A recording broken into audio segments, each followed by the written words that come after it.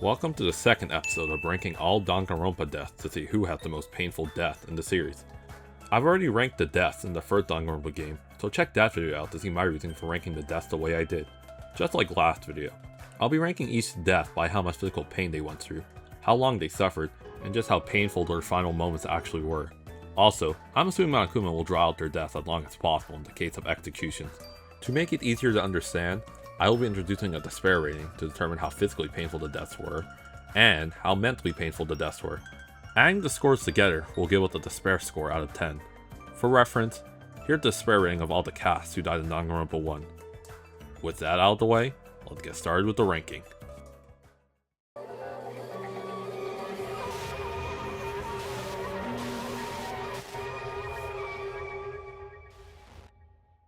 Starting off, Danganronpa 2 is the ultimate imposter disguised as Byakuya. Now I, along with many others, were shocked to see Byakuya from the first Danganronpa return in Danganronpa 2. Well, technically he does along with Makoto and Kyoko at the end, but to everyone's knowledge at the start of the game, Byakuya, our rival and boyfriend, is back in a new form. Maybe as the game goes on, we'll learn what happened to him and the rest of the Danganronpa cast? Well, there goes that idea.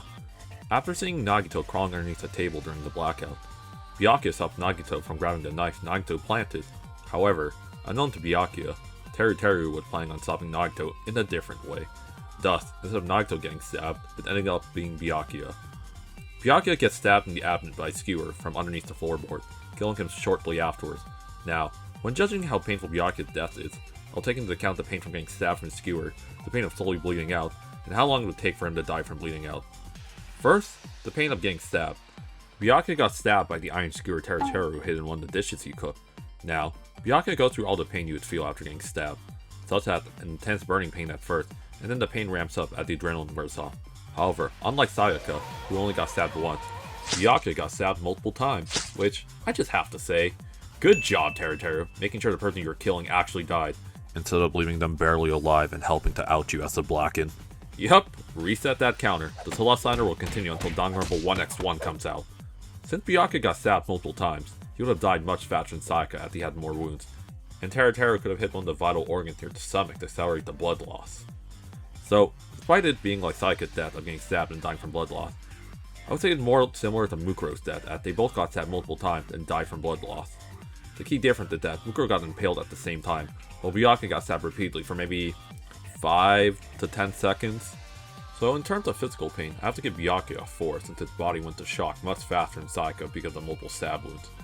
Byakuya most likely didn't live long as we found him dead under the table. So, in terms of how much Byakuya mentally suffered, I'll give it a 3 since he saw someone underneath the floorboard preparing to stab him, so he knew once he grabbed the knife he was screwed. Plus, he still died via bleeding out, so for a good 20 to 30 seconds post-stabbing, Byakuya knew he was rapidly dying as his body started failing due to blood loss and whatever vital organs were hit. Adding the scores together makes it a 7 for the despair score, allowing Byakuya's death into B tier.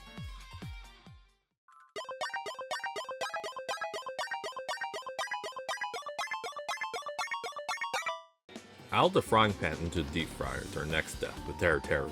After being found guilty in the class trial, Teruteru gets dragged by the neck, like Leon, into his execution stage, and then tied to a stake on the beach. Monokuma then appears on a helicopter and missiles come out covering him in eggs and flour. Then, Monokuma carries Teruteru over a volcano and drops him inside, deep frying Teruteru. When judging how painful Teruteru's death is, I'll be using what the cutscene showed what happened to him, rather than what should have happened based on the animation. For example, when Teruteru was getting covered in eggs and flour, we're shown that the missiles blew up with an explosion of fire, but there isn't a single char mark on Teruteru. So despite there being 2 clear explosions, I won't be talking about the potential injury Teruteru could have received from it. What we are able to confirm was that each blast made Teruteru disoriented / knocked out. However, this is where the animation of the cutscene again doesn't clearly show us how much pain Teruteru experienced during the execution, as after the first blast, he is unconscious. But following the flour missile, it cost him flour and he's conscious. Then, when Monokuma is lifting him up to go to the volcano, it is shown that he's back to being unconscious? Like, huh? I understand that the animators probably didn't think it would matter if Teruteru was awake or not when traveling to the volcano, but for my sick analysis to see how much a fictional character suffers in their death, it is very important to me. So, just like the explosions, I will use what the cutscene shows us and stick with Teruteru being unconscious after getting hit with the missiles. until a few seconds before Monokuma dropped him to the volcano. When he was awake for less than 10 seconds before being dropped into the volcano, instantly killing him. Teruteru wasn't awake for most of the execution, so thus he didn't have to mentally suffer long before dying. For that reason, Teruteru gets a 0.5 in both physical and mental pain, landing him to F tier.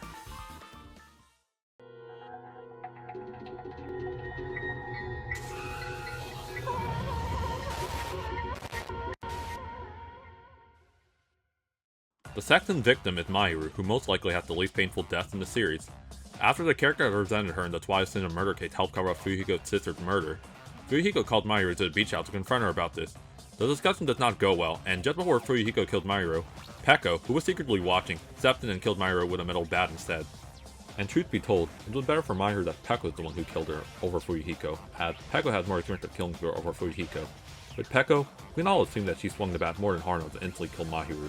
So in her perspective, this is what happened to her after talking with Fuyuhiko. Shut the hell up! What are you saying?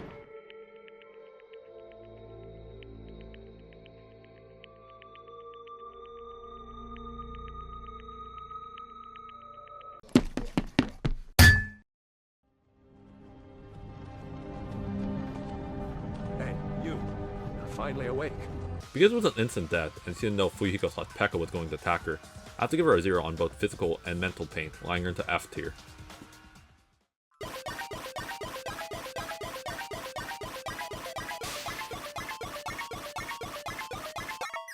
The second black in the Danganronpa 2 is Peko, and unlike Mahiru, she doesn't get a painless death. After it's revealed that Peko is the one who killed Mahiru, she suddenly appeared on the battlefield about to face her punishment, which, I never really questioned it until now, but how do the Blackens after Chapter 1 get to the execution stage? Like, for Chapter 1 culprits, they get dragged or via a dog collar, but for the rest, how exactly do they get into these positions? Where are we? Anyways, for a good bit, Peko was fighting off all the robot samurai, until Fuyuhiko's dumbass jumped into the line of fire to do... Yeah, I don't know what he was trying to accomplish here. Like, I know he was trying to save Peko, but she was doing just fine by herself. After realizing that she injured her young master, Peko cradles Fuyuhiko in her arms, accepting death as the robot samurai stabbed her over and over again. For that reason, I have to score the pain to be a 3.5, as I believe Monokuma wouldn't instantly aim for an area like the neck to kill Peko fast. Rather, he would aim for repeated body shots until Peko's body can't take the abuse being inflicted on her anymore. And for mental pain, I have to give it a 3. Well, she doesn't suffer for too long. The pain of realizing that she injured and potentially killed the most important person in her life makes it a 3 instead of the 2 I was originally rated it. Adding the score together make it a 6.5, letting Peko into B tier on the tier list.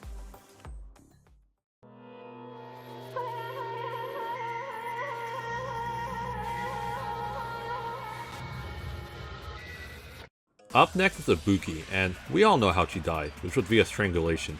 However, due to the despair disease, it will be difficult to gauge how much mentally Ibuki suffered during her death. Ibuki's despair disease was the gullible disease, which, among other things, made her believe everything she was told. Mikan, who also got the despair disease, used it in order to have Ibuki go into a music venue, where Mikan strangled her to death. Now, the part that makes determining how much Ibuki suffers confusing is the effect of her despair disease. Normally, dying via strangulation is extremely painful as your body slowly shuts down as your brain isn't receiving blood anymore. But it is more painful mentally as naturally your body is fighting back in order to remove whatever is choking you. However, Mikan just told Ibuki to not fight back and that being strangled was part of her treatment. Then, to make determining how mentally painful her death was a bit difficult. So, I'm going to use what the game doesn't show us to support my claim that Ibuki's death wasn't as mentally painful as it should be. Normally, when someone's getting choked or strangled, you would fight back versus whatever is restricting their breathing. But it isn't shown that there were any signs of struggle on Ibuki's hands or on Mikan's body. Under this conclusion, I can assume that Mikan did tell Ibuki that her going to a music venue and getting choked by a rope was part of her treatment. So while, yes, Ibuki's score for physical pain is 4 since dying of suffocation is a horribly slow and painful death, the highest I can give on the mental side is a 1 as Ibuki didn't show any usual signs of suffering when someone's getting choked to death. Adding the score up makes 5 and lets Ibuki's death into C tier.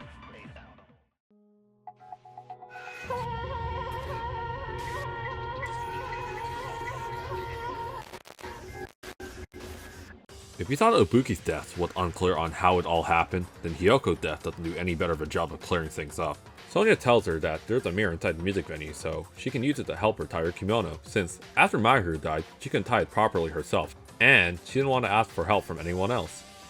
Hiyoko heads to the music venue in order to use the mirror, which I have my problems with her going to the music venue in the first place, but like, there are over a dozen things wrong with this chapter, so let's not get into everything wrong about chapter 3. Hiyoko walks in on Mikan saying of Ibuki's murder, which, yeah, I lied. Let me complain about this part real quick. You're telling me that as the killer, you didn't bother making sure no one, for any reason, could enter the music venue when you're about to kill Ibuki? It's not like you had to ambush Ibuki or anything because she was compliant thanks to her despair disease, but okay, back to Hiyoko. Hiyoko catches Mikan red-handed about to kill Ibuki. Then, Mikan dashes towards her and slices her throat with a sharp object. What object did she use to kill her? Your guess is as good as mine, as we never find out what was used to kill Hiyoko. I am just assuming that Mikan had a scalpel on her since she is the ultimate nurse, and let's just say that is what killed Hiyoko. Also, I'm assuming that Mikan cut Hiyoko's jugular vein, resulting in Hiyoko dying quickly. I know it says on Hiyoko's autopsy report that her death was instant, but looking at her body and on my research, there was a single cut to Hiyoko's neck, and since she wasn't decapitated, I find it hard to believe that she could have instantly died, but sure, let's roll with it. I mean, there hasn't been any time in any of the games where the Monokuma files lied to us, right? Since there is no advantage for the Black and for Monokuma to hide the cause of Hiyoko's death, I'll believe the Monokuma file that Hiyoko instantly died with a single cut to the neck somehow. This results in Hiyoko not having the time to feel any pain, both physically or mentally. This results in Hiyoko luckily getting a low score of 0 on both physical and mental pain, laying her into F tier.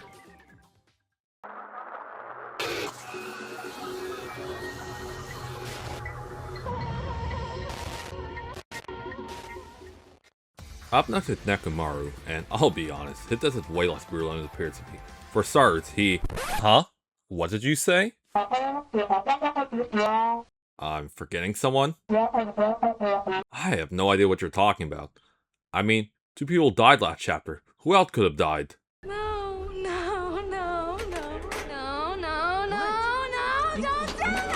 that! Fine, I'll talk about her.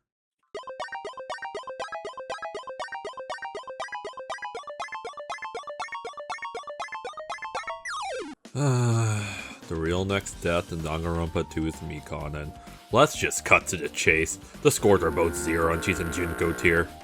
During chapter 3, Mikan is also inflicted with the despair disease, but her disease is the one that makes her remember her memories and her role as being one of the ultimate despairs. The class finds out that she is the one who killed Ibuki and Hiyoko, so she is sentenced to be executed.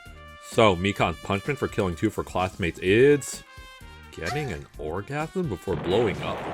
Who the hell wrote this execution?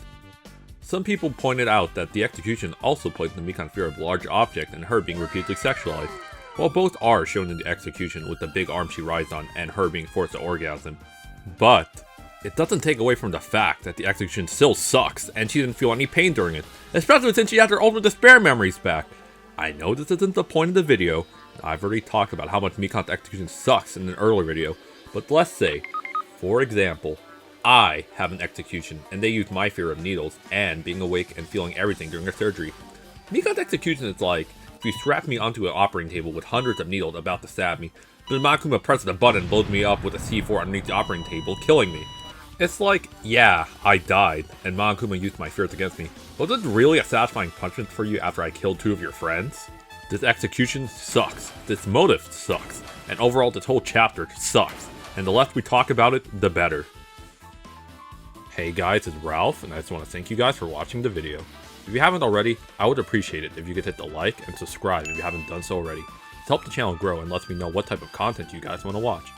I am currently planning on streaming the last part of Danganronpa Another, as well as starting up Danganronpa Another 2 afterwards.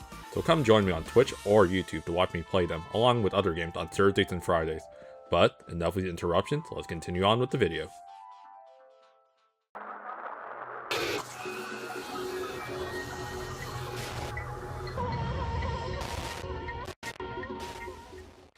Getting back to my point of Nekomaru before being interrupted, his death was less brutal than the scene where we find his body. After losing his 1v1 with Gundham, he's hanged via the doorknob above the second floor elevator by Gundham. After being woken up by his built-in alarm system, Nekomaru wakes up shocked that he went from fighting Gundham one moment to all of a sudden being upside down 40 feet above the ground. Nekomaru then panics at being hanged up so high up, cutting the doorknob that the rope was attached to break off the door, resulting in Nekomaru falling to his death. For physical pain, Nekomaru doesn't feel much as, like I said earlier, he would have instantly died after hitting the ground. I mean, look at this crime scene. Jesus Christ. One thing that isn't talked about much is how much pain Nekomaru could have experienced being upside down for such a long time. Being upside down for a long period of time leads to a number of painful side effects, from feeling dizzy and getting a headache for the first few minutes, to typically bleeding and your brain swelling up at your body having a difficult time pumping blood into your body. However, I believe all this doesn't apply to Nekomaru due to him becoming a robot and not having the same anatomy he used to have. So, just take everything I just said just now and just throw it into the trash. This leads to me giving Nekomaru a score of 0 in terms of physical pain. Now, in terms of mental pain, this is where we have to make some assumptions on how long Nekomaru was awake for while hanging. The reason why Nekomaru fell was because the doorknob he was hanging off of broke off after he woke up. So the question is, how long would Nekomaru have to panic for before the handle fell off? It wouldn't take much for the doorknob to fall off.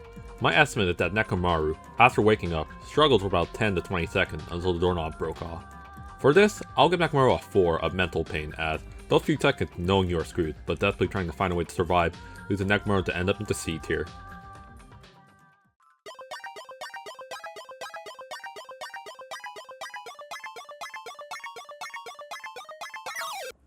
Nekomaru's killer is Gundham, and this might be the only execution in the series where the title of the execution lied. When you hear the word stampede, you probably think of something like this.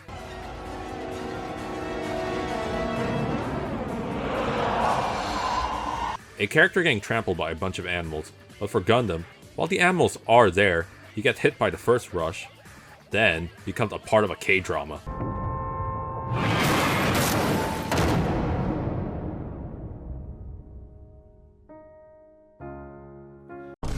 If he were trampled to death by all the animals, I would have given his death probably around a 3.5 to a 4 in pain. However, since he gets hit once by the first rush, then died from his injuries, I just have to knock it down to a 1.5. In terms of mental pain, Gundham accepts his death, as he dropped a protective seal for himself and his hamsters, which obviously doesn't work. As Gundham was accepting his death even during the trial, his mental pain score will be a 1, leading to a despair score of 2.5, lying Gundham into D tier.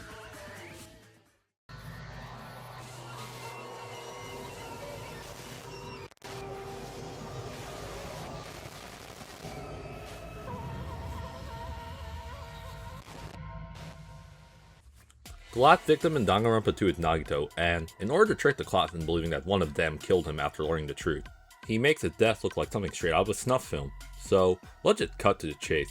His physical pain is a 5 since there's nobody who can look at this and not give it a high rating.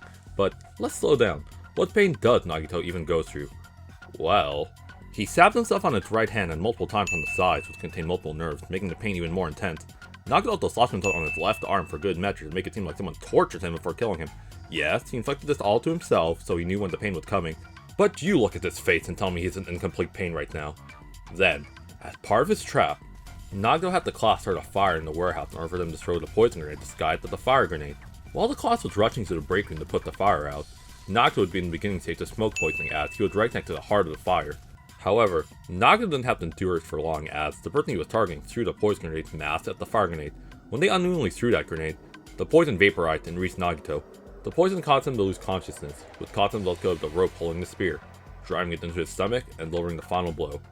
If the poison didn't kill him immediately, like I said, it's undeniably a 5 for pain, but for mental, it's much lower than you would expect. Nagito and Sakura from Danganronpa 1 shared something in common in their death. That similarity is that they both intentionally planned their deaths. Now, with Sakura, she obviously didn't expect to be hit over the head with a bottle, twice. However, with Nagito, he intentionally chose every step of it because he believed his death would create the ultimate hope. For that reason, I will give his death on the mental side a 3.5, making his overall score 8.5, laying him into A tier. His physical agony is off the charts, but unlike characters such as Saika or Leon, Nagito died believing he has fulfilled his purpose rather than dying in fear.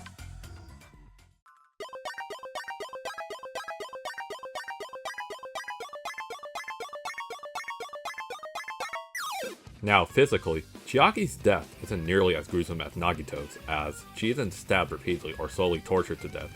Instead, Monokuma forces her through a deadly obstacle course inspired by retro video games.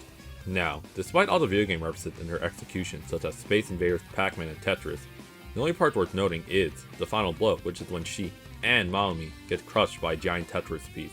Since it was just a single Tetris piece that instantly killed her, I have to give her a 0.5 on the pain rating. As, yes, she did happen to endure missiles flying at her and getting chased by Pac-Man in her execution. However, I consider those, along with the Tetris part, more on the mental pain side. Unlike Nagito, who willingly accepted his fate, Chiaki wanted to live since she ran for the exit during Space Invader. But as we, and Chiaki learned, it was all a part of Monokuma's plan to funnel her into the Tetris room where she would finally die. When she arrives in the Tetris room, she's helpless, as the door she came from is locked. And in front of her is glass, as Tetris pieces rain from the sky. In terms of mental pain, I have to give this 3.5 as going from trying to escape death to suddenly being helpless as blocks fall around you is terrifying. This gives Chiaki the spare score of 4, allowing our final death of Danganronpa 2 into C tier. And that's the video. I really am thankful if you made it to this part. Be sure to check out the first video in the series if you haven't done so already, while you wait for who had the worst death in Danganronpa 3. And make sure to like and subscribe if you haven't done so already. This has been Ralph, and I'll see you guys in the next video. Peace.